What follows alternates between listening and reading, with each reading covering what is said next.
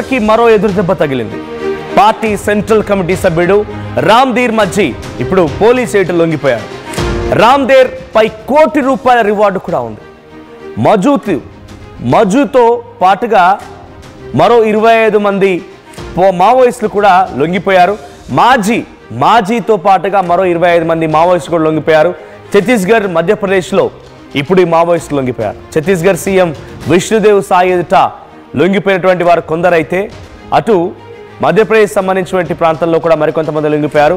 So లొంగిపోయిన మావోయిస్టుల నుంచి భారీగా ఆయుధాలను కూడా స్వాధీనం చేసుకున్నారు. సో రామ్ధీర్, ఆ పైన ఫోటోలో కనిపిస్తున్న వ్యక్తి ఆయనే రామ్ధీర్. సో కేంద్ర కమిటీలో ఆయన కూడా చాలా కీలకంగా ఉన్నారు. సో రామ్ధీర్ లొంగిపోవడం ఇప్పుడు మావోయిస్ట్ పార్టీకి ఇది ఒక బిగ్గెస్ట్ ఎదురుదెబ్బని చెప్పాలి. పార్టీ సెంట్రల్ కమిటీ సభ్యుడిగా ఉన్నటువంటి రామ్ధీర్ మజ్జీ. సో మజ్జీ లొంగిబాటుతో ఒక్కసారిగా షాక్ గురయ్యారు. ₹1 కోటి రివార్డు ఉందట ఆయన పైన. సో మాజీతో పాటుగా మరో 25 మంది కూడా ఈరోజు ఛత్తీస్గఢ్, మధ్యప్రదేశ్ రాష్ట్రాల్లో లొంగిపోయారు. సో ప్రజెంట్ మధ్యప్రదేశ్లో లొంగిపోయినటువంటి 10 మంది మావోయిస్టుల పైన ₹2,36,00,000 రివార్డు కూడా ఉంది. వారి దగ్గర నుంచి AK-47 ఇన్సాన్ రైఫిల్తో సహా మరికొన్ని అప్గ్రేడ్ టెక్నాలజీకి సంబంధించినటువంటి ఆయుధాలను కూడా పోలీసులు స్వాధీనపరుచుకున్నారు. సో మధ్యప్రదేశ్లోని మండలా జిల్లాతో పాటుగా సరిహద్దు మహారాష్ట్రకు సంబంధించినటువంటి గోండియా జిల్లా, ఛత్తీస్గఢ్లోని కవర్తా జిల్లా, దీనికి సంబంధించినటువంటి అక్కడ కూడా కార్యకలాపాల్లో పాల్గొన్నటువంటి వారు కూడా ఈరోజు లొంగిపోవడం జరిగింది. సో మధ్యప్రదేశ్ సీఎం మోహన్ యాదవ్ లొంగిపోయినటువంటి వారందరినీ కూడా, జనజీవన స్రవంతిలో లొంగిపోయిన వారందరినీ కూడా ఆయన సమక్షంలోనే లొంగిపోయారు. సో అటు కేంద్ర హోంమంత్రి అమిత్ షా లక్ష్యం నెరవేరుతుంది అంటూ కూడా మధ్యప్రదేశ్ ముఖ్యమంత్రి మోహన్ యాదవ్ మాట్లాడుకొచ్చినట్టు తెలుస్తోంది.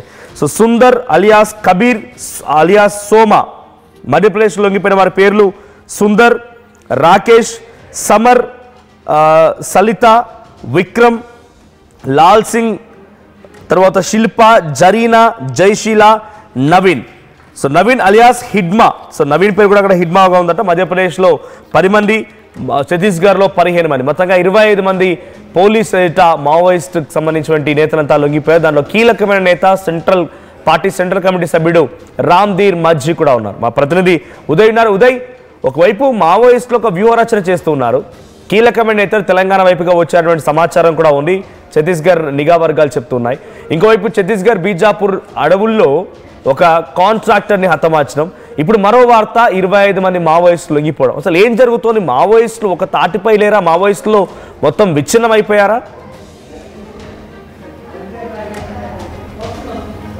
స్పష్టంగా కనిపిస్తుంది. సైద్ధాంతిక నేతల పట్ల కావచ్చు, అటు అహింస మార్గాన్ని పూర్తిగా విడనాడాలనే నేతల మధ్య పూర్తిగా కొంత వర్గ విభేదాలు కూడా తావిస్తున్నట్టు చాలా స్పష్టంగా అర్థమవుతుంది. కొంతమంది పార్టీకి సంబంధించినటువంటి నేతలు ఇంకా మావోయిస్ట్ పార్టీ సిద్ధాంతాన్ని కావచ్చు, ఆ వర్గ పోరాట నినాదాన్ని ముందుకు తీసుకెళ్లే ప్రయత్నం చేస్తుంటే, కొంతమంది మాత్రం ప్రస్తుతం ఉన్నటువంటి సామాజిక పరిస్థితులు కావచ్చు, ప్రస్తుతం ఉన్నటువంటి పరిస్థితులు ఎక్కడ కూడా విప్లవోద్యమాన్ని ముందుకు తీసుకెళ్లే అవకాశమే లేదని భావిస్తూ సరెండర్ అవుతున్నటువంటి పరిస్థితి. అందులో భాగంగా మల్లోజుల వేణుగోపాల్ కావచ్చు, ఆశన కావచ్చు, చంద్రన కావచ్చు, చాలా మంది మరికొంతమంది కీలక నేతలు కూడా లొంగుబాటు గురయ్యారు. ఇటీవల మహారాష్ట్ర, మధ్యప్రదేశ్, ఛత్తీస్గఢ్ 3 రాష్ట్రాలకు సంబంధించినటువంటి ప్రతినిధి అనంత్ కూడా భద్రతా బలగాలు కావచ్చు, ప్రభుత్వం ఎదుట లొంగిపోయినటువంటి పరిస్థితి కనిపిస్తుంది. తాజాగా మరొక పెద్ద నష్టం మావోయిస్టు పార్టీకి వాటిల్లింది. చాలా కీలకమైనటువంటి నేత, కేంద్ర కమిటీ సభ్యుడిగా ఉన్నటువంటి రామ్ధీర్ మజ్జీ కూడా గత కొద్దిసేపు క్రితం తన సహచరులతో కలిసి భద్రతా బలగాల ఎదుట లొంగిపోయారు.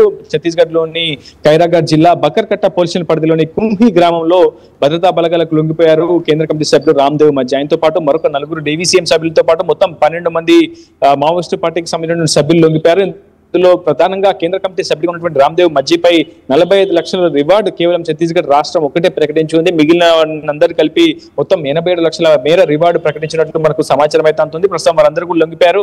వారి యొక్క ఆయుధాలను, ఇన్సాస్ కావచ్చు, AK-47 రైఫిల్స్ కావచ్చు, ఇతరత్ర మందుగుండి సామగ్రిని కూడా భద్రతా బలగాలకు అప్పగించి తాము జనజీవన స్రవంతి పాట పట్టినట్లు మావోయిస్టులు కూడా మీడియా ముందు ప్రకటించినటువంటి పరిస్థితి కనిపిస్తుంది. ఏదేమైనప్పటికీ ప్రస్తుతం అటు భద్రతా బలగాలు చేసినటువంటి ప్రచారం కొంత సత్ఫలితాలు ఇస్తుందని చెప్పుకోవాలి. చాలా మంది మావోయిస్ట్ పార్టీ కీలకమైనటువంటి నేతలందరూ కూడా ఒక్కొక్కరిగా లొంగిపాటు గురవుతున్నారు. అయితే ఇంకొంతమంది నేతలు మాత్రం ఎక్కడ కూడా లొంగుబాటుకు కానీ, సరెండర్ కానీ మొగ్గు చూపట్లేదు. తాము తల వంచే పరిస్థితి లేదు. ప్రభుత్వాల ఎదుట కానీ, అటు భద్రతా బలగాల ఎదుట తమ తలను వంచం, ఖచ్చితంగా విప్లవోద్యమాన్ని ముందుకు తీసుకెళ్తామన్నటువంటి ప్రయత్నం చేస్తున్నారు. అయితే ప్రస్తుతం ఈ రోజు లొంగిపోయినటువంటి రామ్ధీర్ మజ్జీ కూడా ఆదివాసీ నాయకుడు. అక్కడ హిడ్మా తర్వాత 2nd పొజిషన్ లో ఉన్నటువంటి వ్యక్తి రామ్ధీర్ మజ్జీ. ఆయన మహారాష్ట్ర, మధ్యప్రదేశ్, ఛత్తీస్గఢ్ 3 రాష్ట్రాల యొక్క ఇన్ఛార్జ్ గా ప్రతినిధిగా ఉన్నటువంటి అనంత్కి ఇన్ఛార్జ్ గా ఆయన కొనసాగుతున్నాడు. సో ఆ కేంద్ర కమిటీ సభ్యుడు కూడా లొంగిపాటు గురవడంతో చాలా పెద్ద ఎత్తున నష్టం వాటిల్తోంది. 3 రాష్ట్రాల పరిధిలో విప్లవోద్యమానికి కావచ్చు, మావోయిస్టు పార్టీకి తీరని లోటని చెప్పుకోవాలి. ప్రస్తుతం మా రామ్దేవ్ మధ్య లొంగుబాటు తర్వాత మిగిలినటువంటి ఒకే ఒక లీడర్ మా బార్సి దేవ మావోయిస్టు పార్టీలో ప్రస్తుతం అతనే చాలా కీలకమైనటువంటి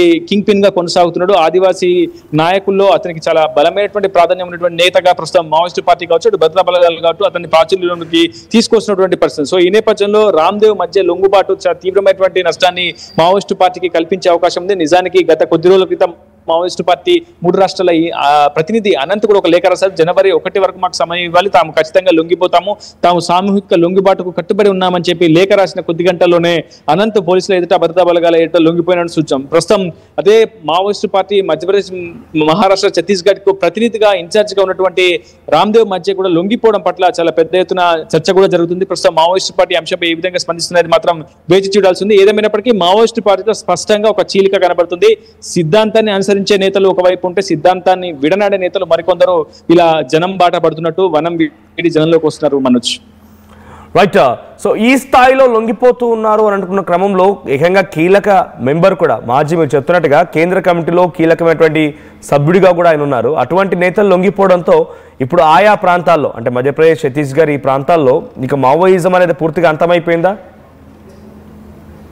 ఎస్, నిజానికి అణచివేత, సామాజిక వివక్ష ఉన్నంత కాలం ఖచ్చితంగా ప్రజల నుంచి కావచ్చు, కొన్ని సమూహాల నుంచి తిరుగుబాటు అనేది స్పష్టంగా కనిపిస్తుంది. కానీ అది విప్లవోద్యమ స్థాయికి కావచ్చు, అది ఒక ఉద్యమ సమూహంగా మార్చకుండా చూసుకోవాల్సినటువంటి బాధ్యత ప్రభుత్వాల మీద. దానికి అభివృద్ధి చాలా ప్రధానమైనటువంటి కీ రోల్ పోషిస్తుంది. సో ప్రభుత్వం కూడా ప్రస్తుతం ఛత్తీస్గఢ్ ప్రభుత్వం కావచ్చు, డబుల్ ఇంజిన్ సర్కార్ కావచ్చు, కేంద్రంలో ఉన్న నరేంద్ర మోడీ సర్కార్ కావచ్చు, చాలా పెద్ద ఎత్తున ప్రస్తుతం ఈ ప్రాంతాలు ఎక్కడైతే విప్లవోద్యమం పొరుడు పోసుకుందో మధ్య భారతం కేంద్రంగా ఉన్నటువంటి ఆయా ప్రాంతాల్లో, ప్రభావిత ప్రాంతాలు ఎక్కువగా నిధులు కూడా వెచ్చిస్తున్నారు, అభివృద్ధికి కూడా మార్గాలు సూచిస్తున్నారు. కానీ అక్కడ ఉన్నటువంటి సహజ వనరులను అటు ప్రభుత్వాలు దోపిడీ చేస్తున్నాయి, పెట్టుబడిదారులకు అప్పజెప్తున్నాయి, అప్పనంగా అంటున్నటువంటి ఒకే ఒక ఆలోచన ప్రస్తుతం ఆదివాసులను కూడా ఆలోచింపజేస్తుంది. అది విప్లవోద్యమం వైపు కూడా మళ్లించేలా చేస్తుంది. సో ప్రభుత్వాలు కూడా మరింత పాక్షికంగా వ్యవహరించాల్సి ఉంది, కొంత నిష్పక్షపాతంగా వ్యవహరిస్తున్నాయి, అటు మానవత్వ ధోరణి కూడా ప్రదర్శించాల్సి ఉంటుంది. అక్కడ సహజ వనరులను పూర్తిగా చట్టబద్ధంగా మాత్రమే ఇతరత్ర కంపెనీలకు అప్పజెప్పాల్సి ఉంటుంది. సో లేదంటే మళ్ళీ తిరుగుబాటు నిజంగా పురుడు పోసుకునే అవకాశం ఉంటుంది. అది విప్లవోద్యమం కావచ్చు. మరొక మావోయిస్టు పార్టీ ఈ రోజు వరకు కూడా చాలా విప్లవోద్యమాన్ని విస్తృతం చేసింది. కానీ ఇటువంటి ఇంకా సంస్థలు కూడా మళ్ళీ పుట్టుకొచ్చే అవకాశం ఉంటుంది. కాబట్టి ఆ స్థాయి అణచివేతకు, ఆ స్థాయి వివక్షకు, ఆ స్థాయి దోపిడీకి కూడా ప్రభుత్వాలు, పాలక వర్గాలు పాల్పడకుండా ఉంటే ఖచ్చితంగా ఇటువంటి వ్యవస్థలు పుట్టకుండా చూడొచ్చు. కానీ ప్రస్తుతం అటువంటి పరిస్థితులు లేవు. నిజంగా తిరుగుబాటు కొనసాగే అవకాశం ఉంటుంది. కాబట్టి ఇట్లాంటి విప్లవ సంస్థలు కూడా మళ్ళీ పుట్టుకొచ్చే అవకాశం ఉంటుంది. సో 2026 మార్చి 31 వరకు ప్రభుత్వాలు డెడ్ లైన్ పెట్టుకున్నప్పటికీ అణచివేత, అటు పూర్తి స్థాయిలో సామాజిక వివక్ష, ఇటువంటి దోపిడీ ఉన్నంత కాలం మాత్రం ఏదో ఒక రకంగా తిరుగుబాటు ఉంటుంది. అది ఇట్లాంటి విప్లవ సంస్థల పుట్టుకకు కారణమవుతుంది. Manoj right, thank you Uday. So మొత్తంగా ఛత్తీస్గఢ్, మధ్యప్రదేశ్ ఈ 2 రాష్ట్రాలకు సంబంధించిన 25 మంది మావోయిస్టు నేతలు ఈరోజు పోలీసు ఎదుట, అక్కడ ముఖ్యమంత్రి ఎదుట లొంగిపోయారు. సో ప్రజెంట్ మధ్యప్రదేశ్లో 10 మంది, ఛత్తీస్గఢ్లో 15 మంది. మధ్యప్రదేశ్లో లొంగిపోయిన వారిపైన సుమారుగా 2,36,00,000 రూపాయల రివార్డు కూడా ఉంది. దాంట్లో చాలా కీలకమైన వ్యక్తి రామ్ధేర్ మాంజీ. సో రామ్ధేర్ మాంజీ ఈరోజు పోలీస్ ఎదుట లొంగిపోవడంతో కేంద్ర కమిటీలో కీలక సభ్యుడిగా పనిచేసినటువంటి ఆయన లొంగిపోవడంతో మావోయిస్ట్ పార్టీ కూడా షాక్కు గురైంది. సో ఛత్తీస్గఢ్, మధ్యప్రదేశ్లో వరుసగా లొంగుబాటు గురవుతున్నారు. మరోవైపుగా ఇటు తెలంగాణకు సంబంధించిన దాంట్లో కీలకమైన నేతలు తెలంగాణ ములుగడువులోకి వచ్చారన్న వార్త, అటు ఛత్తీస్గఢ్లోని బీజాపూర్లో ఓ కాంట్రాక్టర్ని హతమార్చారన్న వార్త. సో దీంతో మావోయిస్టులు మాత్రం వర్గ విభేదాలు మొదలయ్యాయి, చీలిక వచ్చిందనేది మాత్రం చాలా క్లియర్గా అర్థమవుతోంది. వాళ్ళంతా ఒక తాటిపై లేరు, వారంతా చీలిక వచ్చి ఎవరి వారు యమునా తీరన చందంగా మారిపోయారనేది మాత్రం చాలా క్లియర్గా అర్థమవుతోంది. ఒకరిద్దరు నేతలు మాత్రమే ఒక కలిసికట్టుగా ఒక ఐడియాలజీతో ముందుకు వెళ్తున్నారు. ఇప్పుడు మాత్రం అటువంటి సిచ్యువేషన్ లేదు అనేది దీని ద్వారా స్పష్టంగా అర్థమవుతోంది.